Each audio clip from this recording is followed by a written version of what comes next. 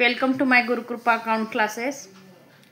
Today I am going to explain the problem illustration 5, page number 196. Page number 196.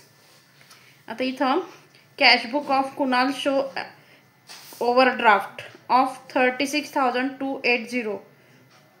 आता इथं आपल्याला overdraft दिलाय. आता ह्या आधीच्या प्रॉब्लेम मध्ये आपल्याला कॅश बॅलन्स दिलेला होता, म्हणजे तो कॅशचा पॉझिटिव्ह बॅलन्स होता. आता इथं ओव्हरड्राफ्ट म्हणजे काय की जे पेमेंट देणं लागतं, म्हणजे समजा 20,000 कॅश आहे आपल्याकडं, पण ती आपली पॉझिटिव्ह बाजू झाली. मागच्या वर्षीची 20 किंवा मागच्या महिन्यातली 20,000 ह्या महिन्यात किंवा ह्या पुढच्या वर्षात आपण ती कंटिन्यू केली टू बॅलन्स ब्रॉड डाऊन, म्हणजे ती रिसीट साईडला येते.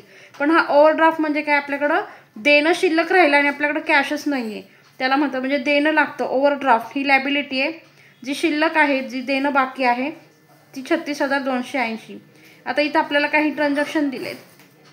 अन amount of ₹18,700 was directly paid in to bank by customer Manish. मनीषला आपण सेल केलं तर मनीषने आपले पैसे डायरेक्ट बँकेत भरले 18,700. आता इथं was not recorded in cashbook. मी कालच्या लेक्चरमध्ये पण सांगितलं की जिथं नॉट रेकॉर्डेड म्हटलेलं असतं कॅशबुकमध्ये तिथं आपण रेकॉर्ड करून घ्यायचं. मग कॅशबुकच्या डेबिटला, कॅशबुकच्या रिसीट साईडला रेकॉर्ड करून घेऊया. आता इथं आपण पेमेंटला, कॅशबुकच्या पेमेंट साईडला ओव्हरड्राफ्ट दिलाय.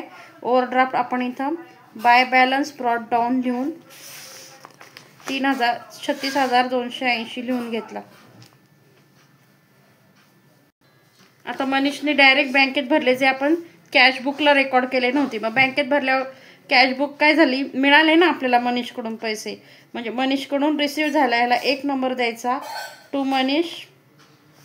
आणि इथं हे आपण वर्किंग नोट करतोय मित्रांनो, त्याच्यामुळे हे आपल्याला समजण्यासाठी शॉर्टकट लिहिलं तरी चालेल. आपल्याला मेन बँक रिकन्सिलेशन स्टेटमेंट बनवायचं आहे. 18,700 रुपीज. त्याच्यानंतर आता इथं पुढचं ट्रान्झॅक्शन आहे.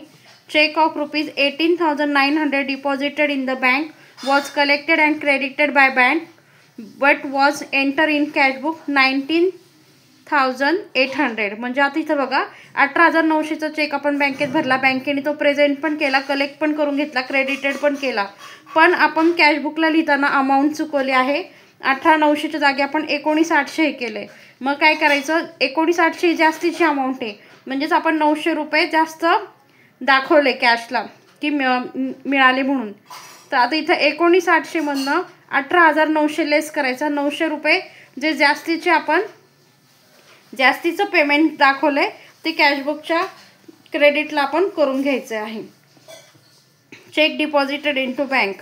डिपॉझिट म्हणजे काय, भरला, रिसीट साईडला येतं, पण आपण इथं 900 रुपये जास्त केल्यामुळे ते पेमेंट साईडला दाखवायचं आहे. इथं ह्याला नंबर द्यायचा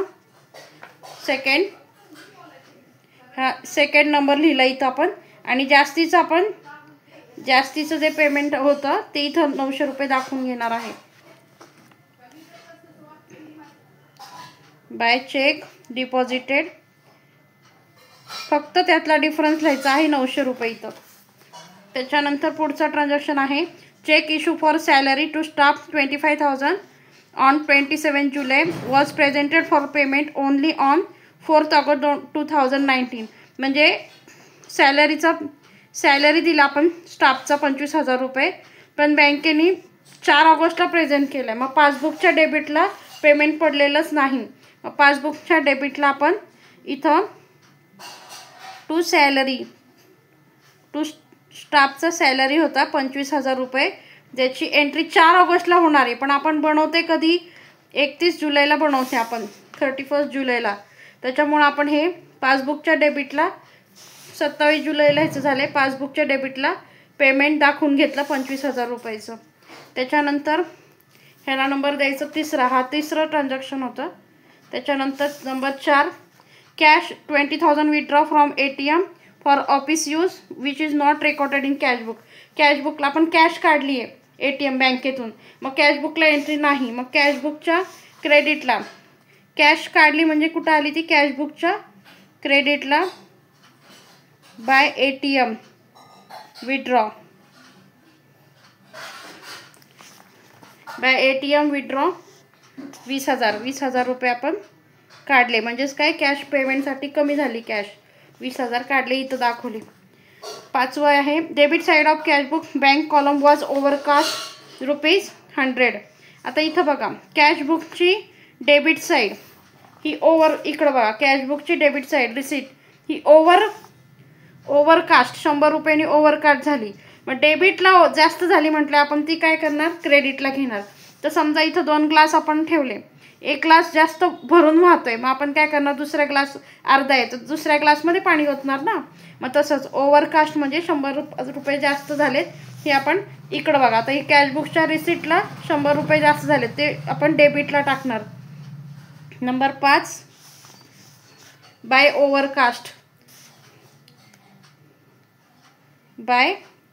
ओव्हरकास्ट किती आहे, 100 रुपये जास्त झाले.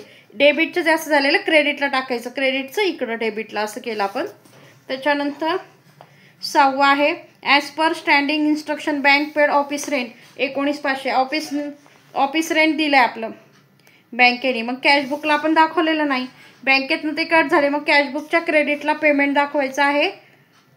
कुठलं दिलं आहे बँकेने, office rent by office rent 6 number दिलं, 19,500 रुपये दिलेले आहेत.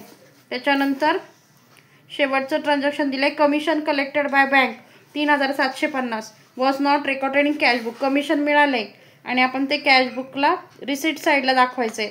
मिळाल्यानंतर आपण कुठं लिहितो, रिसीट साईडला, आणि कॅश गेली पेमेंट केलं तर आपण ते लिहितो पेमेंट साईडला. तर इथं 3,750 रुपये आपल्याला मिळालेत. आता हे कॅशबुकच्या डेबिटला आपण ही एंट्री करून घेतली. आता इथं आपल्याला सगळे ट्रान्झॅक्शनचे इफेक्ट झालेले आहेत. आता मी कालच्या प्रॉब्लेममध्ये पण सांगितलं होतं की जिथं आपण बाय बॅलन्स ब्रॉट डाऊन, जिथं सुरुवातीचा बॅलन्स दिलेला असतो, आता इथं कॅश बॅलन्स दिलं आहे, ओव्हरड्राफ्टचं दिलं आहे, म्हणून आपण पेमेंट साईडला लिहिलं आहे. ह्याला मी चौकोन केलं आहे, म्हणजे इकडं आपण काय लिहिलेलं आहे, हा बॅलन्स, म्हणून जे बाजूला आता क्रेडिटच्या बाजूला पेमेंटच्या बाजूला बॅलन्स आहे, मग ही बाजू आपण ॲड करणार आहोत. त्याच्याच खाली ही पण क्रेडिटची बाजू ॲड होणार आहे, आणि म्हणजेच डेबिट इकडं लेस होणार आहे, हे खालचं डेबिट पण लेस होणार आहे. लक्षात द्या मित्रांनो, लक्ष द्याने, जिथं बॅलन्स लिहिलं आहे आपण ती बाजू ॲड करायची, म्हणजे क्रेडिट बाजू इकडच्या दोन्ही अकाउंटची क्रेडिट बाजू ॲड होणार आहे, दोन्ही अकाउंटची डेबिट बाजू ही लेस होणार आहे. आता आपण बँक स्टेटमेंट कसं बनवायचं ते बघूयात. आता बघा इथं मित्रांनो, हा बॅलन्स लिहून घ्यायचा आपण. इथं लिहायचं बँक ओव्हरड्राफ्ट. आता हा बॅलन्स नाही आहे, त्या ओव्हरड्राफ्ट आहे, म्हणून इथं लिहायचं bank overdraft as per cashbook किती आहे, आउटरला लिहिला 36,280. आता इकडची ॲड बाजू, क्रेडिट साईडची बाजू आपण आधी ट्रान्सफर करू. आता ट्रान्झॅक्शन नंबर दिले 2 आधी येणार, 2 आहे बाय चेक. आता इथं 2 नंबर लिहिला, cheque deposited and collected by bank, जे आपल्याला ट्रान्झॅक्शनमध्ये वाक्य लिहिलेलं असतं सेंटेन्स तेच लिहायचं आहे इथं, आणि 900 रुपये इथं मी इनरला लिहून घेतले.